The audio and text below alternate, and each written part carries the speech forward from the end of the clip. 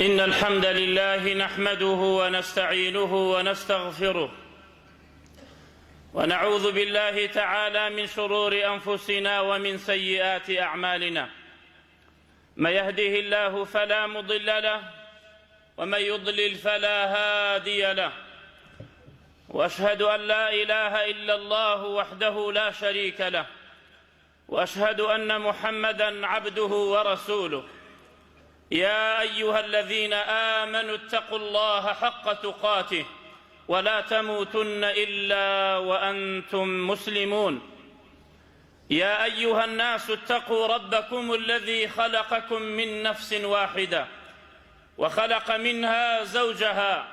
وبث منهما رجالا كثيرا ونساء،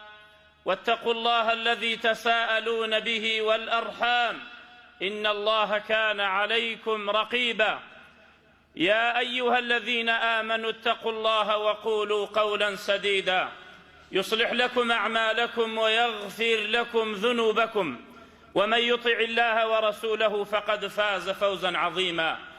أما بعد، فإن أصدق الحديث كتاب الله، وخير الهدى هدى محمد صلى الله عليه وسلم، وشر الأمور محدثاتها، وكل محدثة بدعة، وكل بدعة ضلالة، وكل ضلالة في النار. أما بعد، أتينا سرباسي كيتري لم جمعية، أتينا سرباسي بيغمبري كيتري صلاة وسلامي خواهي پروردگاريان لسر بيت. چون بون لقل قومكيان أو بيغمبرا خواهی گەورە و میهرەبان هەڵی بژارد و لە خۆیان بوو، لە قەومەکە خۆی بوو، بۆ ئەوەی ئاگاداریان بکاتەوە لە مخالەفاتی شەرعی. جا ئەوەی بە قسەی کرد بێت ڕزگاری بوو لە دنیا و لە قیامەت، ئەوەی بە قسەی پێغەمبەرەکەی نەکردو بێت سەرشۆڕە بێت لە دنیا و لە قیامەت، بە هیلاکە ئەچێت. و دائیمەن خواهی گەورە و میهرەبان ئاگادارمانەکاتەوە، پێمانە فەرمێت وما قوم لوط منكم ببعيد. أو قومانك لناوچون لأيوة وزور دورنين مقيد من مسلمانان. وأم قصتانك خواهي قورو مهربان باسيك على قرآن بو ثابت كردني دلي بيغمبر عليه الصلاة والسلام لنثبت به فؤادك فاقصص القصص لعلهم يتذكرون. نحن نقص عليك أحسن القصص بما أوحينا إليك هذا القرآن لقد كان في قصصهم عبرة لأولي الألباب. أو بيغمبرش سلامي خواهي لسر بيت ناوي صورتك هاتوا بناوي أو صورة هودة سلامي خواهي لسر بيت. هود بيغمبر رسولي خوابو بويا أبو بكر الصديق رضا ورحمتي خواهي لبيت روجي كان سيري بيغمبرك عليه الصلاة والسلام أفرميت أي بيغمبري خواه أراك قد شبت أبي نموا بير بوي أي بيغمبري خواه عليه الصلاة والسلام شنطلق للريشي مباركي سبيبو فرموي شيبتني هود وأخواتها صورتي هود خوشككاني بير ميان كرت قبل المشيبة پێشەوەی خۆم بە تەبیعەت پیر بم ئەو سوورەتانە پیرمیان کرد. سوورەتی هود و خۆشکەکانی سوورەتی واقعە و سوورەتی عما يتساءلون و سوورەتی إذا الشمس كورت و سوورەتی الواقعة كفيه من الآيات والذكر الحكيم. هود سلامي خواهی لەسەر بێت پێغەمبەرێک بوو لە پێغەمبەرەکانی خوای گەورە. قال تعالى كذبت عاد المرسلين إذ قال لهم أخوهم ألا تتقون إني لكم رسول أمين فاتقوا الله وأطيعون فاتقوا الله وأطيعوني. أجر آياتك بروي شكنونك بكسر واتا جرالي من بن فاتقوا الله لخوا بترسن عبادتي خوا بكن نك عبادتي من بكن من فأطيعون واجب لسرتان جوب ومن بقرن ئەو وەحیەی لە لای خواوە بۆ من هاتووە، ئێوە واجبە گوێتان لە من بێ و بە قسەی من بکەن. نەیوت فاتقونی لە من بترسن و عیبادەتی من بکەم، نە، فەرمووی فاتقوا الله ئەم جاکە وەئەطیعون، بەڵام بە قسەی من بکەن. پێغەمبەران ئاوا بوونە و شوێنکەوتووی پێغەمبەران وا بوونە، دانەنشتون خەڵک بێ عیبادەتیان بکە. ئەیەأمرەکم ئەن تتەخذوا المەلائکەة والنەبیین ئەربابا، شتی وایە نەکردووە پێغەمبەران، شوێنکەوتووی پێغەمبەران قەت بەوە ڕازی نەبوون کەسێک بێ شێوەیەکی عیبادەتی بداتێ، نەخێر. ئەوە تا دانشتووە پێغەمبەر عەلەیهی سەڵات وەسەلام ڕۆژێک پیاوێ دێ بۆ لای سەحابەی بەڕێز، خۆ مەبەستی شەریک بۆ خوا قەراردانش نەبوو، فەرمووی ما شاء الله وشئت، خوا ویستی لێبێ و تۆ ویست لێبێ ئەی پێغەمبەری خوا صلى الله عليه وسلم. فەرمووی ئەجعلتنی لله ندا، تۆ منت کرد بە شەریکی خوا، خۆ مەبەستیشی ئەوە نەبوو سەحابەکە، کەواتە پێغەمبەران بۆ ئەوە نەهاتون، هەر وتویانە فاتقوا الله وأطيعون، قومەکەم تەقوای خوا بکەن، بە قسەی من بکەن، بە قسەی من بکەن. وقال تعالى ثم أنشأنا من بعدهم، يعني من بعد قوم نوح قرنا آخرين، کۆمەڵە کەسانێکی ترمان هاوردە دنیاوە، ئەو چەند کەسەکە لەناو کەشتێکە مابوون، وهم قبيلة عاد، فأرسلنا فيهم رسولا منهم وهو هود عليه السلام. چی پێیانەوت؟ أن اعبدوا الله ما لكم من إله غيره أفلا تتقون. أمري أوي بيانا كرت قومكم أن اعبدوا الله ما لكم من إله غيره، عبادتي كسي ترمكن، أفلا تتقون. بو خوتا ناپارێزن لە غەزەبی خوا، بۆ خۆتان ناپارێزن لە عەزابی خوا، چونکە خوای گەورە و میهرەبان بەوە ڕازی نییە شەریکی بۆ قەرار بدەی و عیبادەتی خوا لە خوا بکەیتەوە سەرفی بکەی بۆ کەسێکی تری. هود پێغەمبەر بوو لە پێغەمبەرەکانی خوای گەورە و میهرەبان، بەڵام قەومی عاد، ئەم قەومە کەسێکیان تیا بوو بە ناوە عاد، هەندێک مفەسرینە فەرموون وەکو دەمسپی و ڕیشتپیان وابوو، تاغوت بوون، بە قسەی پێغەمبەرەکەیانیان نەکرد، بۆیە پێیان ئەوترا قەومی عاد. قومی عادش خوای تعالی زۆر باسیەکە لە قورئانە، ئەلەم تەڕە کەیفە فەعەلە رەبوکە بعاد ئیڕەمە ذاتی العیماد، یعنی ماڵیان نەکرد بە دەوار عامودی بەرز و گەورە، التي لم يخلق مثلها في البلاد، وەکو قومی عاد خەڵق نەکرابوو، ئەوەنە قەومانێک بوون زەخم و بەقەوەت و جسمیان گەورە بوو. وقال تعالى وأنه أهلك عادا الأولى وثمود فما أبقى، قوم ثمودش يكسيان لنما. وقال تعالى شكو أمانة قوم هود ألا بعدا لعاد قوم هود، دور بكيوة ولا رحمة خوا عاد قوم عاد، لبروي قوم هود بن عاد، لكو بن ليمن بن لبين عمان وحضرموت، ألو شونيا بن. واذكر أخا عاد إذ أنذر قومه بالأحقاف، أحقاف أو شونبو كشونكي قماويبو لسر شاخكان أجيان، وجسميان زور قوربو وزور بقود بن، مستغني بن لها مكس، عجوبيان بو كس دانانا. بابزانين أم قوما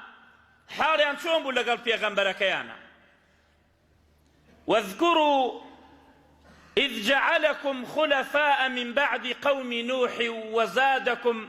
في الخلق بسطة فاذكروا آلاء الله لعلكم تفلحون. هود سلامي خواهي لسربيت آواي بيانوت فزادكم في الخلق بسطة، زور جسميان قوربو، زور زخم بون، زور بقود بون. فأما عاد فاستكبروا في الأرض بغير الحق وقالوا من أشد منا قوة.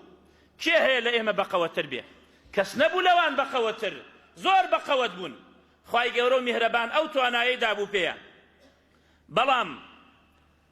لجاتي أوي شكري خوابكن وحمدي خوابكن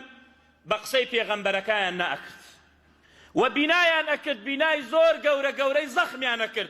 كبيوسيا نشبه نبو قال تعالى أتبنون بكل ريع آية تعبثون بكل ريع مكان مرتفع آية علامات تعبثون إيوه بو قالتو بو هوسي خوتانا وبنايا أكن بيوسيتان بينية وتتخذون مصانع لعلكم تخلدون إيوه خزيني آية نكرد حوزي قوري نكرد بناي وايا نكرد لعقلي كسانا بو چوكا اوان زور زخم بون بو يهود سلامي خواهي لسر بيت وكو ذنبيان الريت بنا كردن لها مجتيكا مأجور يا مسلمان إلا لبنا كردن نبي مأجور نية شنو بار صرف كي لبنا كت مأجور نيت مأجور نيت شجاورة إسرافي تيابكي كتيويسي تي نبي لجاتي دو غرفة بكي دا غرفة بكي أو همي إسرافة زياد روي بكي قال تعالى وكلوا واشربوا ولا تسرفوا بويا بشيوي ذنبي أنا ريت وإذا بطشتم جبارين وكاتي كسي بقرنو أزيتي بدن بطشتم جبارين بوشي لبروي زور بقود بون وزور زخم بون كسي كان بقدا عقوبيان بدا عقوبي جبارين يعني دا كسي كي ظالم واستمكار فاتقوا الله وأطيعون تقوى إخوابكن بقسي من بكن واتقوا الذي أمدكم بما تعلمون تقوى أو خوايا بكن كوافيري شتاني كردوا شتكان أمانية أمدكم بيتاني بخشيوا بأنعام وبنين أنعام بيتان بخشيوا لحشتروا لمانقاو لمرمالاتو وكرو كشي زوري بيتان بخشيوا وجنات وعيون بيستاني قلي زورتان هيا أو كان ياوي زورتان هيا وشكناكا تقوى أو خوايا بكن لجاتي أو شكري خوا بكن هرسان كفر نعمتي أن كردوا بخصي في غنبركيا النكر وتلك عاد جحدوا بآيات ربهم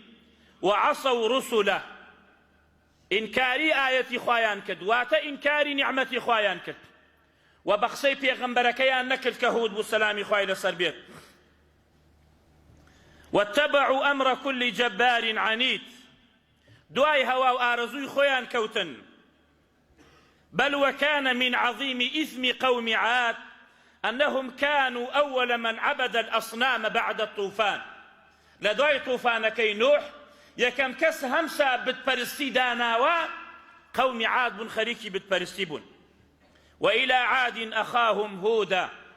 قال يا قوم اعبدوا الله ما لكم من إله غيره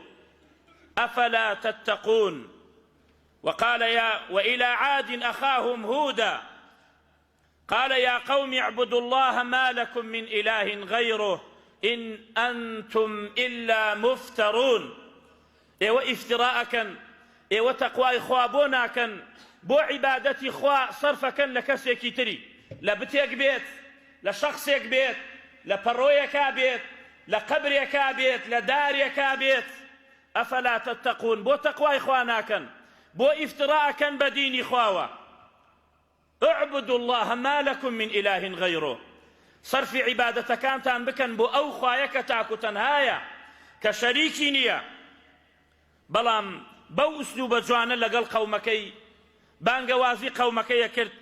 يكي لوانا هود سلامي خواهي لسربيت قريكي بو لدليان نيزقو بي زور بشيويكي جوان بأسلوبيكي زور جوان بياني أوت يا قوم اعبدوا الله بياني أود يا قوم لا أسألكم عليه أجرا إن أجري إلا على رب العالمين بياني أود يا قوم استغفروا ربكم ثم توبوا إليه بوشي وجوانا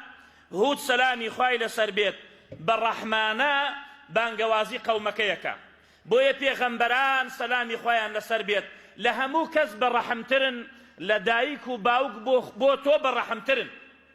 بيغمبران آوا بالرحمن بأسلوبيكي جوان لقل قومكانيان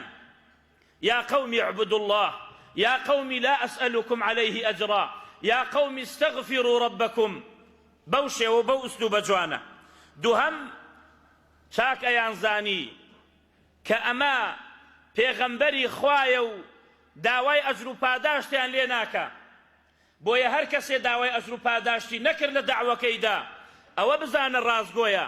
بەڵام کەسێک بە ناوەی دینەوە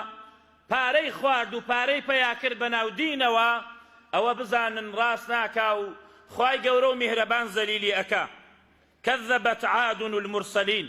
إذ قال لهم أخوهم هود ألا تتقون إني لكم رسول أمين فاتقوا الله وأطيعون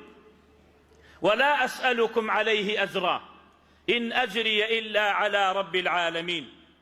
يا قوم لا أسألكم عليه أجرا إن أجري إلا على الذي فطرني أفلا تعقلون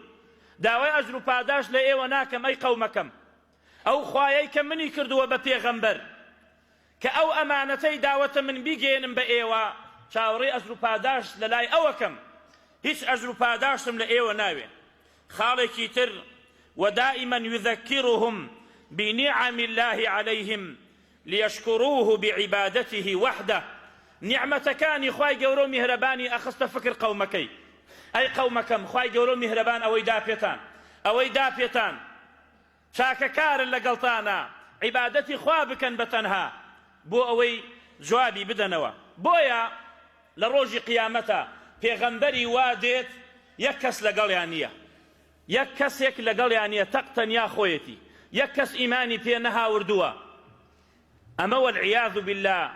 نوقسانی نییە لەو پێغەمبەرەیە ئەو پێغەمبەرە سەلامی خوای لەسەر بێت دعوەکەی زۆر بە جوانی گەیان بانگەوازی خەڵکی کرد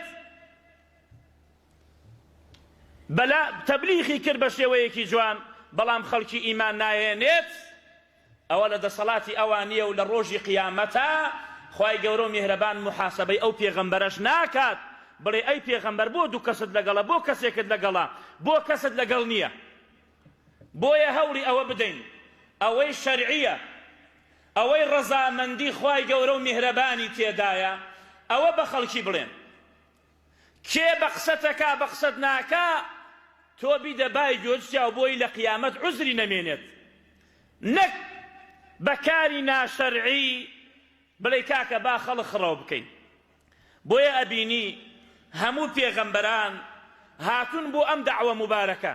کورە کاکە ئەڵێ کەی وەختی ئەوەیە تۆ باسی بیدعاکەیت و باسی شیرکەکەی تەوحیدەکەی ئەی باسی چی بکەین مۆسیقا لێدە لە تەلەڤیزۆنەکان حەڵاڵی کە ژن و پیا و تێکەڵ کە با حەڵاڵ بێت بەس خەڵک خڕ بکەین نەخێر بەکاری ناشەرعی دینی خوا سەر ناکەوێت وعدی خوایە ئین تەنسوڕوا الله یەنسوڕکم ئەگەر دینی خوا سەر بخەن ئەو کاتە خوددا سەرتانەخا نەک بەکاری ناشەرعی بۆیە پێغەمبەران سەلامی خوایان لەسەر بێت بەو شێوەیە واذكروا إذ جعلكم خلفاء من بعد قوم نوح وزادكم في الخلق بسطة فاذكروا آلاء الله بخنوا فكر خوتان أو نعمتان خواي قولوا مهربان كداي بيتان عبادتي خواي بتاكو تنها لعلكم تفلحون بووي رزقارتان بيلا دنيا ولا قيامت بوشي ويا بانقوازيان يكرت فاتقوا الله وأطيعون واتقوا الذي أمدكم بما تعلمون أمدكم بأنعام وبنين وجنات وعيون وهروها أي خست فكران بيان يود أي قومكم أجر يود شاقبن أجر وازن عبادتي بتبينن أجر شكري خوابكن عبادتي خوابكن بتاكو تنها أجر باداشتكي زور قورتاني لروج قيامتا للاي خواي قورو مهربان بلان بشرتك وازن عبادتي بتكان بينن ويا قوم استغفروا ربكم داوای لێبوردن بکەن نەخوای گەورە و میهرەبان لەو تاوانانەی کە کردوتانە ثم توبوا إليه وتوبە بکەن بۆ لای خوای گەورە و میهرەبان بە بەردەوامی لەوانەی کە دێ بەرەو پیریتەوە ئەو کاتە يرسل السماء عليكم مدرارا ويزدكم قوة إلى قوتكم ولا تتولوا مجرمين إنكاري نكن خوا زیاتر بەرەکەتە خاتە ناو ماڵ و مناڵتان زیاتر چاکەکارە بێ بۆتان وزياتر لشتان صاغكا وقوتان زياتر بيت وآسمانتان بوكاتا مدرار واتباران لدواي باران. استغفروا ربكم. بويا بياويك هات لاي إمام حسن بصري فرموي يا إمام دعام بوبكا بشكم خواي قورو مهربان باران من بوب بارينيت بيوت استغفر الله بري استغفر الله كسي كتر هات وتي دعاء من بوبكا كخواي قورو مهربان منال من بداته وتي توش استغفر الله بك كسي كتر هات وتي دعاء بوبكا نك دعاء نسيني مسلس نك دعاء شرف الشلا وتصور نكن دعاء يعني قاقزيكي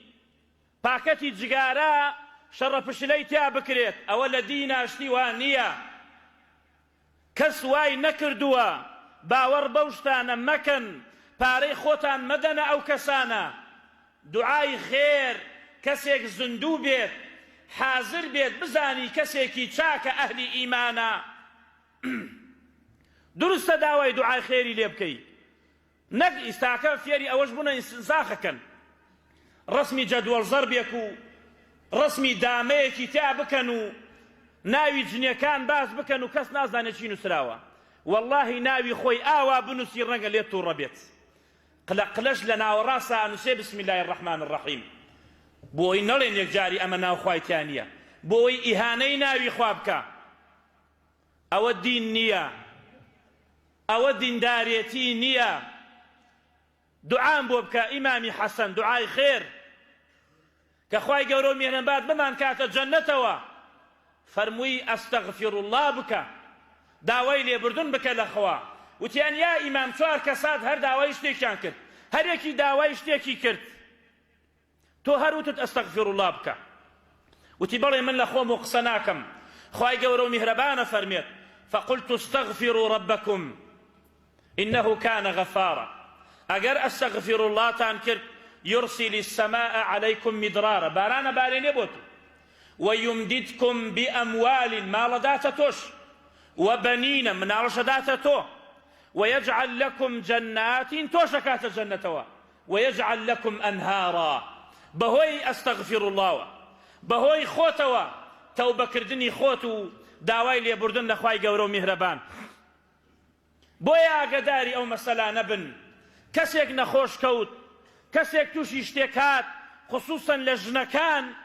كإيمانيان لاوازا كخوش باورن جيب جيرانكن بولاي أم قبركو بولاي أو شخصكو بولاي أو دجالك خوت هول بدا خوت استغفر الله بك خوت فيري قرآنك إخوابا قرآن إخواب خنو بسري خوتا خود اعتماد بك سر خواي قورو مهربان وإذا مرضت فهو يشفين بوشي ويا قومي استغفروا ربكم ثم توبوا إليه يرسل السماء عليكم مدرارا ويزدكم قوة إلى قوتكم ولا تتولوا مجرمين وهروها بشيويكي نرمو جوان لقل قومكيا بجداليكي زور جوان وإلى عاد أخاهم هودا قال يا قوم اعبدوا الله ما لكم من إله غيره أفلا تتقون قال فاذكروا آلاء الله لعلكم تفلحون بوشي ويا بنرمونياني مجادلي جوان لقل قومكيا وهروها أياني ترسان بخواي قورو مهربان بعذاب خواي قورا أي قومكم لخوا بترسن قومكم ترسم عذابك تان بو بيلا لا ينخواوا أو كاتر رزقارتان نابي بقسم بكن عبادتي خوا بكن أو كاتهر إسفادي نبو واذكر أخا عاد إذ أنذر قومه بالأحقاف وقد خلت النذر من بين يديه ومن خلفه ألا تعبدوا إلا الله إني أخاف عليكم عذاب يوم عظيم زور لتانا ترسم عذابي خوابي بوتان أوانش أيان وتس قالوا أجئتنا لنعبد الله وحده ونذر ما كان يعبد آباؤنا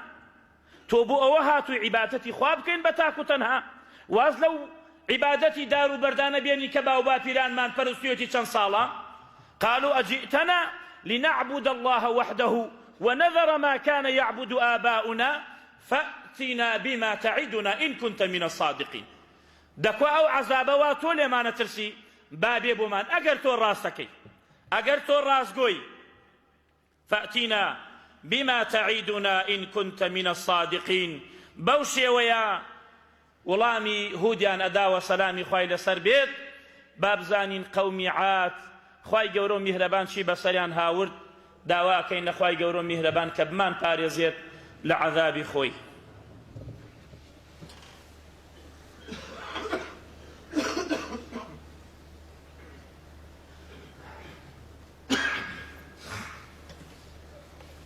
الحمد لله رب العالمين له الحمد الحسن والثناء الجميل وأشهد أن لا إله إلا الله وحده لا شريك له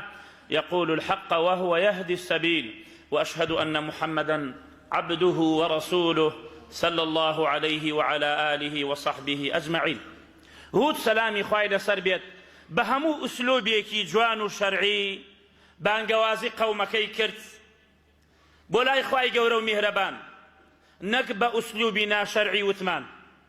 نەک بە ڕێگای ناشەرعی، ئەوەی شەرعی بوو، ئەوەی خوای گەورە و میهرەبان ئەمری پێ کردو بوو ئەوەی بە قەومەکەی وت بە شێوەیەکی زۆر جوان. بەڵام ئەوان لە وڵامدا قال الملأ الذين كفروا من قومه إنا لنراك في سفاهة وإنا لنظنك من الكاذبين. والله واتيقين أي هود تو كسيكي قمراي وتو بياويكي دروزني للاي إيما أو هايان بيوت. وقالوا له يا هود ما جئتنا ببينة هيج بلغيك تبينيا. بلام پیغمبر عليه الصلاة والسلام فرميت ما من الأنبياء من نبي إلا أعطي من الآيات ما مثله آمن عليه البشر وإنما كان الذي أوتيت وحيا أوحى الله إلي فأرجو أن أكون أكثرهم تبعا يوم القيامة. همو پیغمبران بلغي خویان پی بويا أوان لعنادي خویان ويان بهودوت وبيان أوت وما نحن لك بمؤمنين أي هود إما إيمان بتوناهن وأيان وت إن نقول إلا اعتراك بعض آلهتنا بسوء. إلا اعتراك يعني أصابك إما تشاك زاني تو أم قسانا أكي إما تشاك زانين أو بهوي أو تاتو باسي بتكان إما أكي بويا واشيد بوي توشي شيتي بوي تبويا قصد بتكان إما كردوا آوايا نوت إن نقول إلا اعتراك بعض آلهتنا بسوء يعني بجنون. وأيان وت قالوا أجئتنا لتأفكنا عن آلهتنا فأتنا بما تعدنا إن كنت من الصادقين. قال إنما العلم عند الله وأبلغكم ما أرسلت به ولكني أراكم قوما تجهلون. أيان ود تو بو أوهاتي بو أوي لا ماندي لعبادتي أو بتانا هر خواب برسين بتاكو تنها شون بيت قريش شوية نود. أيان ود أن محمد عليه الصلاة والسلام جعل الآلهة إلها واحدة إن هذا لشيء عجاب. أم بتانا هموي أريد يخوا ببرستن أما جيسر سرمان نابه بويا إيساكش قومان يكن كباسي توحيدك أريخوا ببرستن بتاكو تنها كاكالي وباوري ببياوشاك نية وباوري بفلانة قبر نية أو باوري بفلانة أوليانية أو أنا قمران أو أنا آوات فيرن شو نبيه أتو نابي داوا لما كبكيتو أما كان بو كوكر شو أو كان بو سرير شو أما يان بو منالو أو يان شيت خاصكاو أو يان شفاعة داو أو يان رزق داو شو نبيت أجعل الآلهة إلها واحدا نابيت أما جيسر سرمانا أما قصي مشرك كان أما قصي بيباور كان فأتنا بما تعيدنا أو وعديتو عليك ليتانا ترسم عذابا دبابي أقرتو راستكي. وأيانوت أجئتنا لنعبد الله وحده ونظر ما كان يعبد آباؤنا فأتنا بما تعدنا إن كنت من الصادقين. قال طيان بيكرت وأيانوت سواء علينا يكسان وكو يكوايا أيهود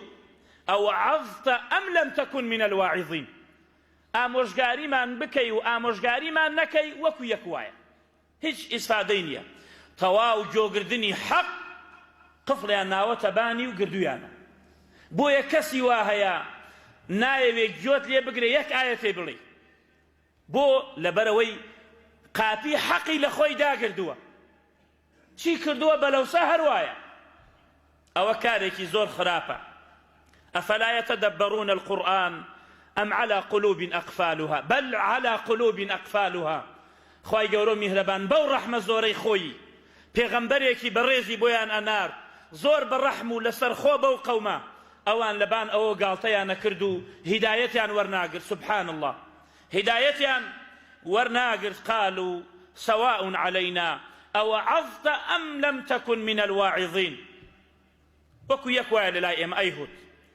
إن هذا إلا خلق الأولين وفي قراءة خلق الأولين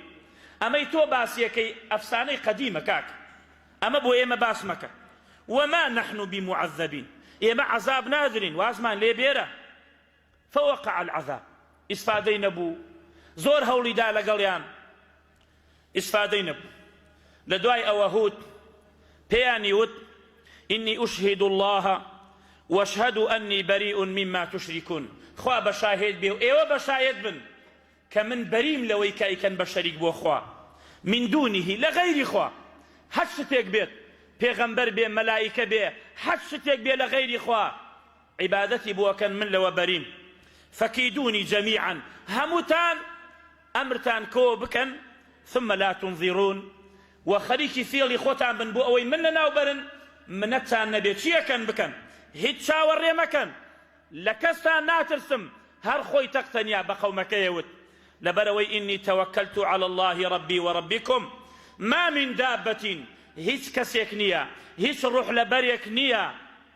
إلا هو آخذ بناصيتها هموي ناو چوانكي بدستي خواي گورو مهربانوتا بوچو رات كشي رات كشي هموي بدست أوا إن ربي على صراط مستقيم فإن تولوا فقد أبلغتكم ما أرسلت به إليكم ويستخلف ربي قوما غيركم إيوه لناو باو قومي كتر دينيت بلي لناو يعني بردو قومي كتري هاورد أو قومي لناو برد قومي كتري هاورد وتلك القرى أهلكناهم لما ظلموا وجاءهم رسلهم بالبينات فما كانوا ليؤمنوا ثم جعلناكم خلائف في الأرض من بعدهم إيومان خصت جيجي أوان لننظر كيف تعملون سيتانا كان بزانا إيوه كردوتان شونا إيوه كردوتان شونا ولا تضرونه شيئا ويستخلف ربي قوما غيركم ولا تضرونه شيئا هيد زرر الأخوان آقين همو مخلوقات خريكي بتبرسي بيت زرر الأخوان هذا همو مخلوقات عبادتي خوابك قامجاز بأخوان آقينت سبحانه وتعالى إن ربي على كل شيء حفيظ وقال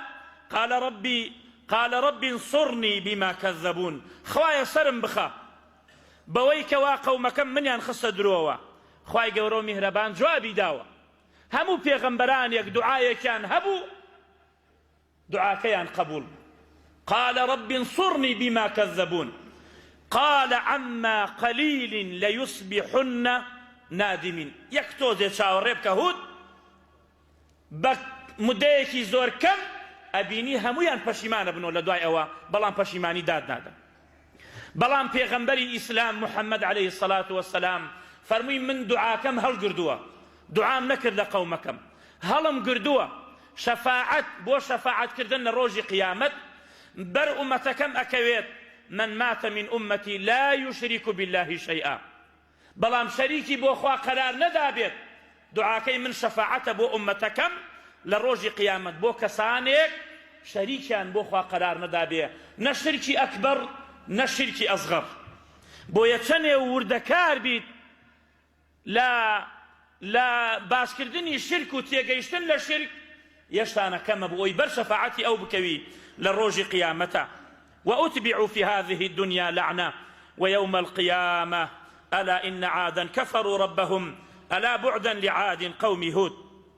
بلام خواي قورو مهربان 3 سال باراني ليان منع كرت لدواي أويك إسفادين 3 سال قطرة أو لآسمان نها تخواروا همويان بهلاك أتشون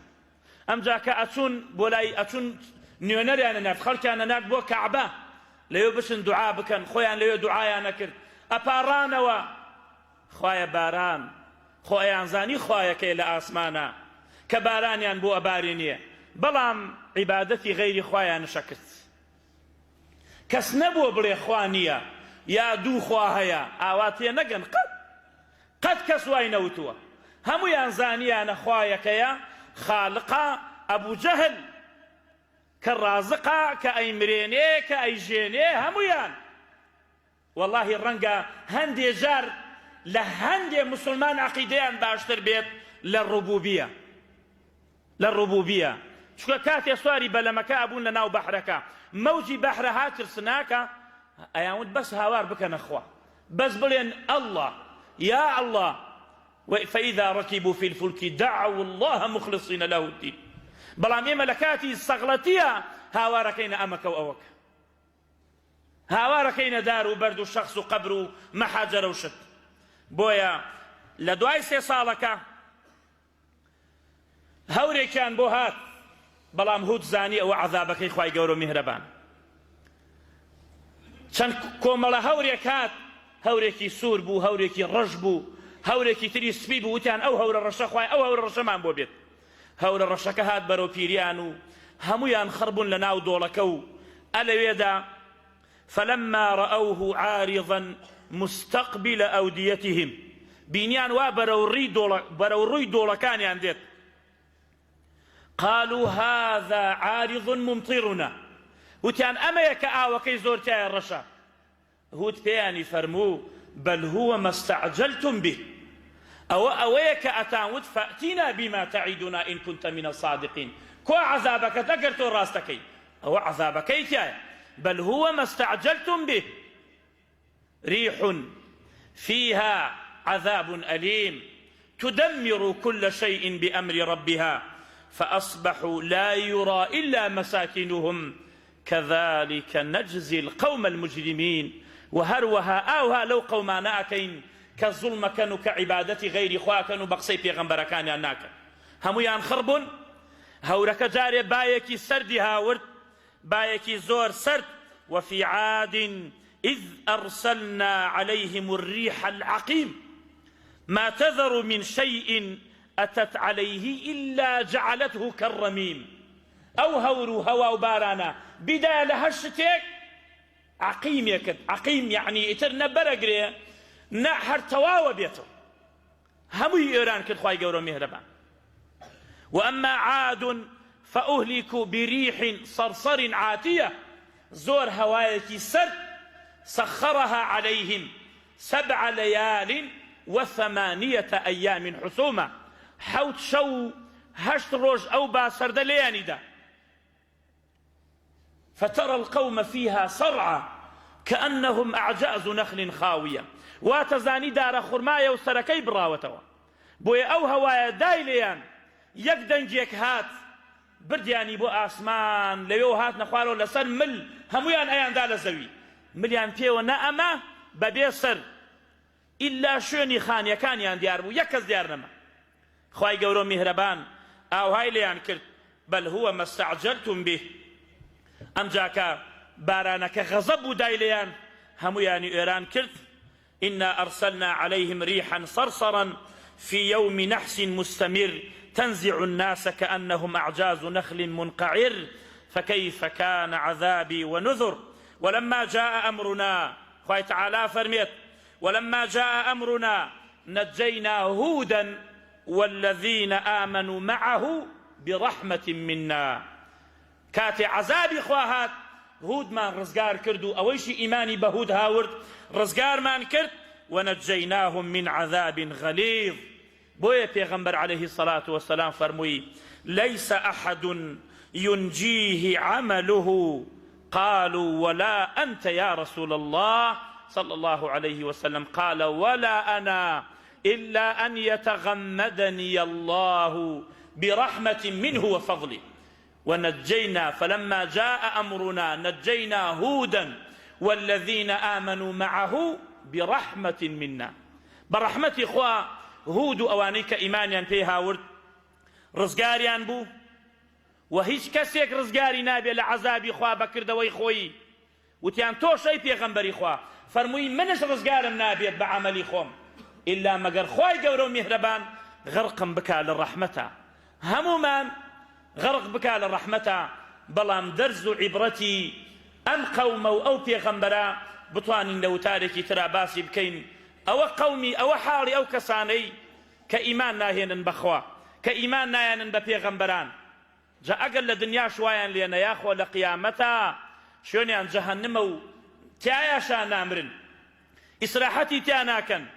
جا هەوڵ بدەین ئەگەر کەم و کوڕیمان تایە بەرەو پێش بڕۆین